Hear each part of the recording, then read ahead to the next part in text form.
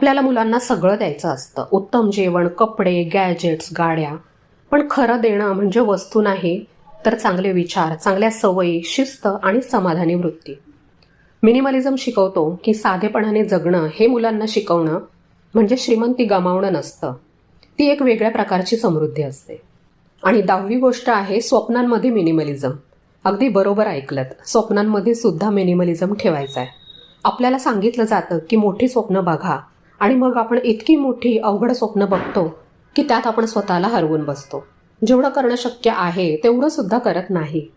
तर इथे मिनिमलिझम सांगतो की स्वप्न मोठं नाही पण अर्थपूर्ण बघा. एका वेळी एकच छोटं ध्येय घ्या आणि ते पूर्ण होईपर्यंत त्याच्यावरच लक्ष केंद्रित करा.